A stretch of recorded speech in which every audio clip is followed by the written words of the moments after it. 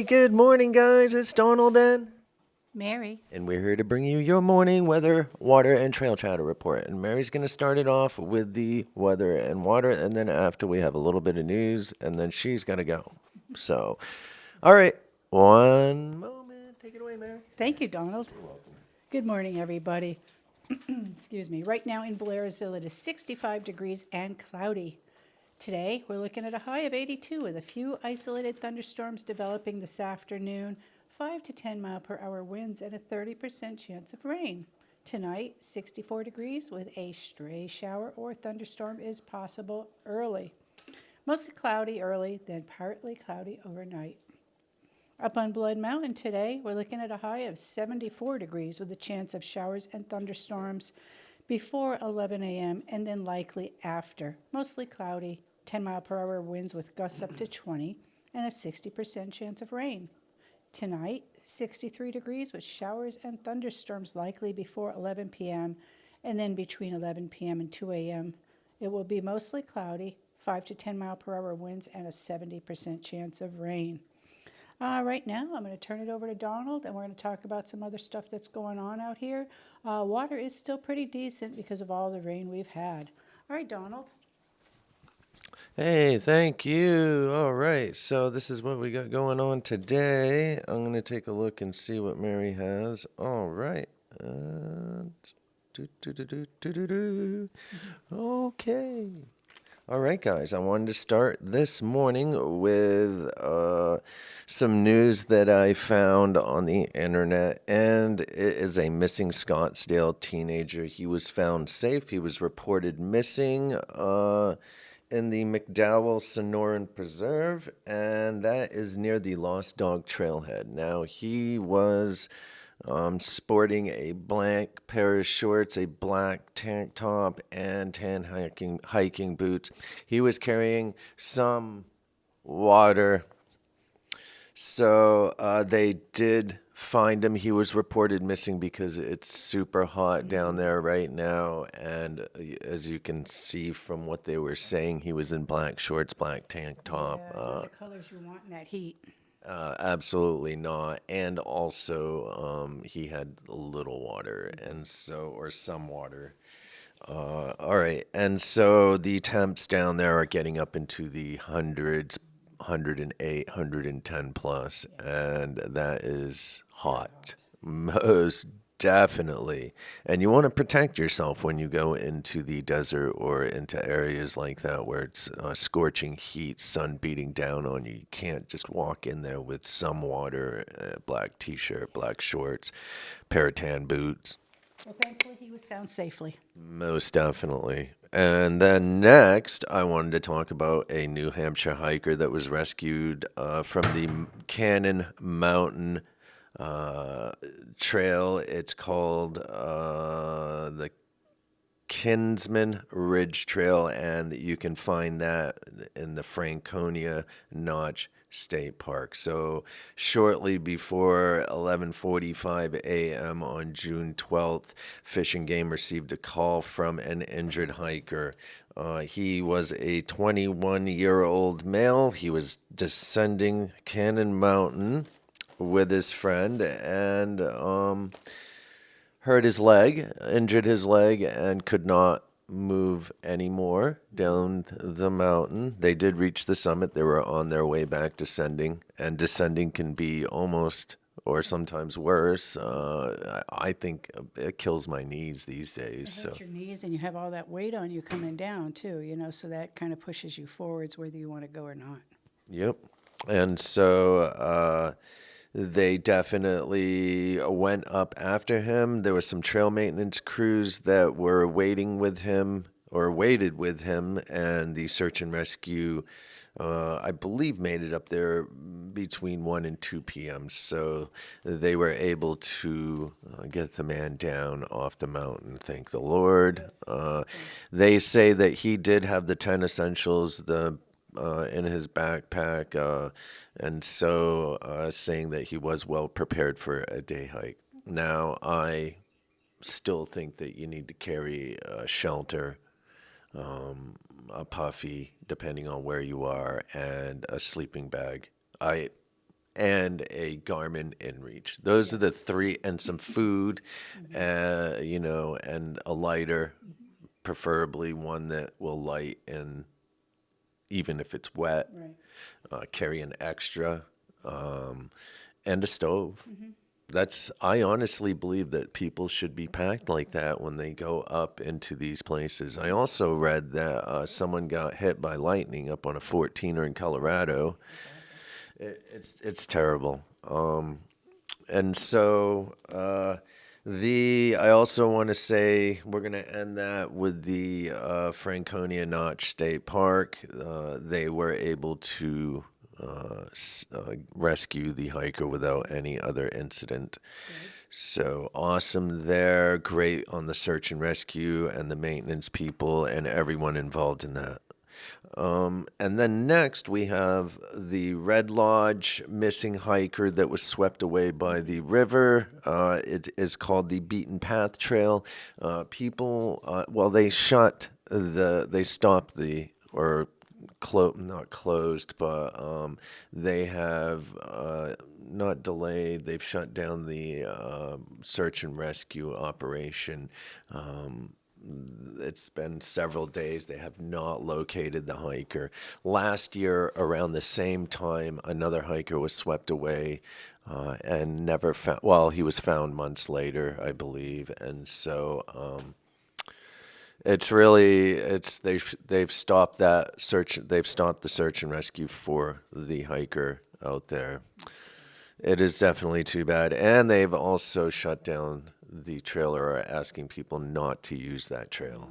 The Beaten Path Trail, guys. All right. And then I want to go into bear activity. We have another shelter in the Smokies closed for bears. This makes 4 at the moment. It was PEX. PEX. Yes, so I don't believe that I wrote that down, but it's PEX. All right, and so I'm going to go back a day and see if we can't find these shelters. All right, and so the shelter and campsite closures for bear activity right now in the first 232 miles is Springer Mountain Shelter, Molly's Ridge in the Smokies, Derrick Knob in the Smokies, Icewater Springs in the Smokies.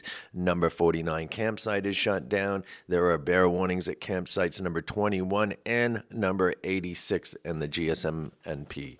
And then now adding PEX to that makes 4 shelters shut down in the Smokies right now for bear activity. That's a lot. It's a huge amount for 70 miles of trail going through there, or 75 or whatever it is.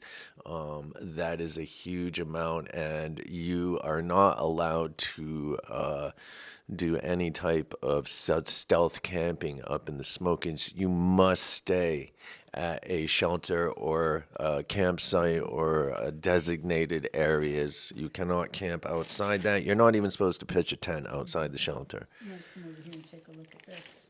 And so, I was speaking with a hiker yesterday, the person I brought back to Dix Creek, and you might want to just read this here.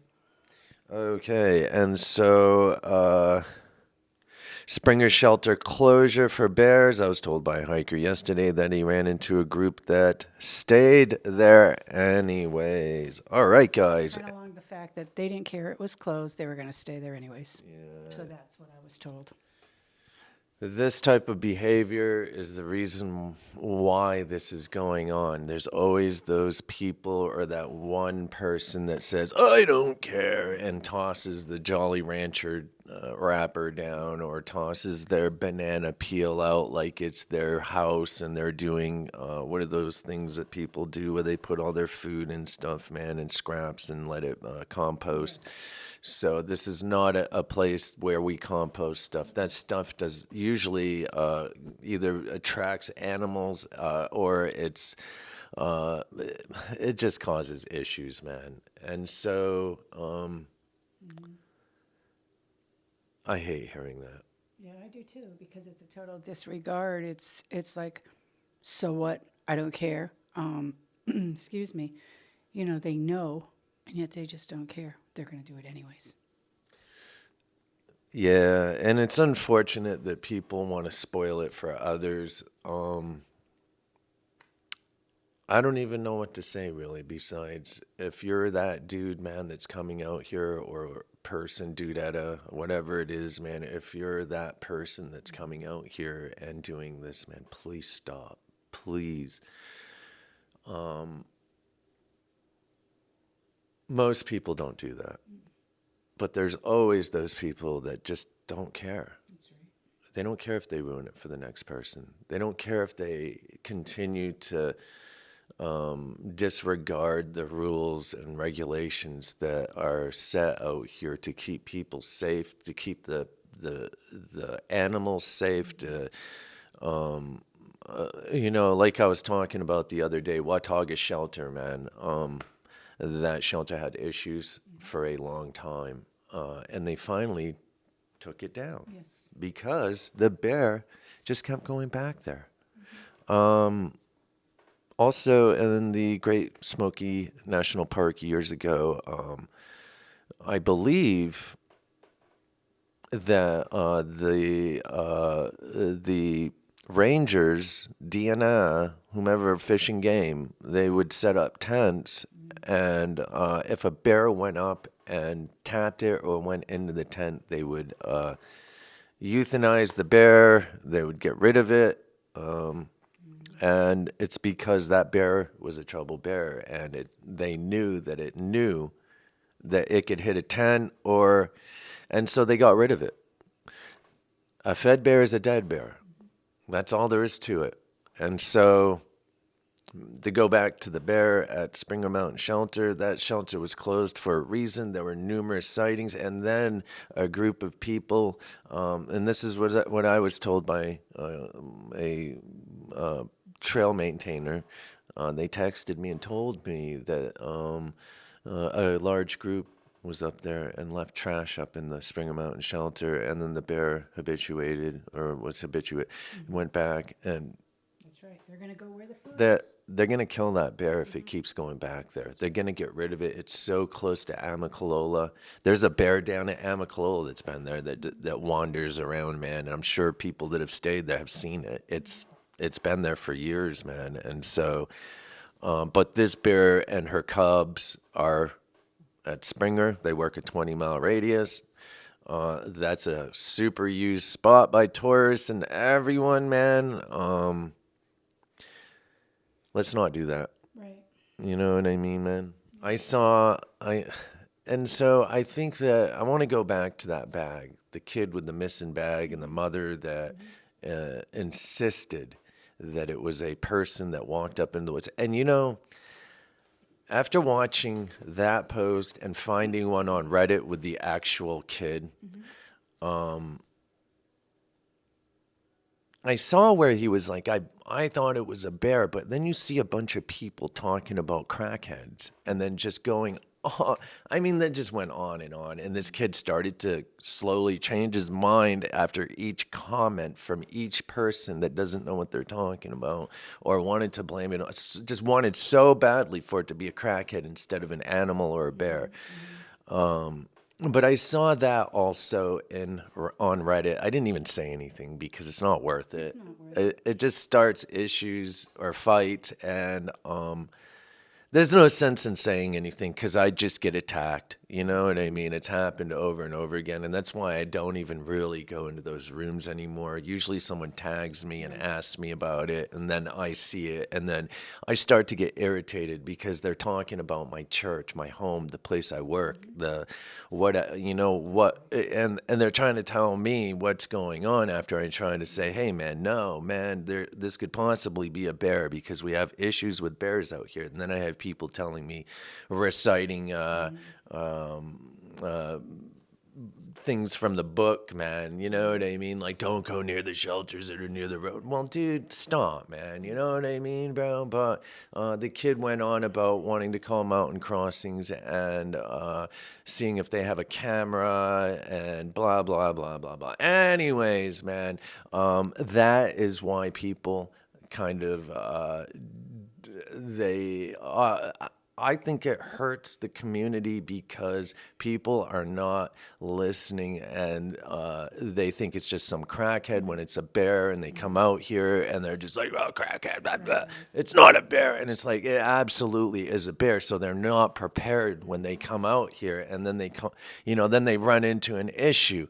And so that's part of my issue with that. Right. That whole incident. It really just it tweaks my last nerve, man. It Yes. really does, dude. And to see people argue with me when I actually live here and make it a point to know what's going on, man.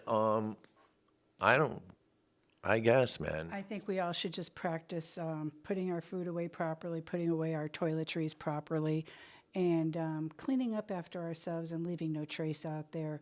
And that way, everyone can enjoy what's out there, whether it's this trail or any trail in the world.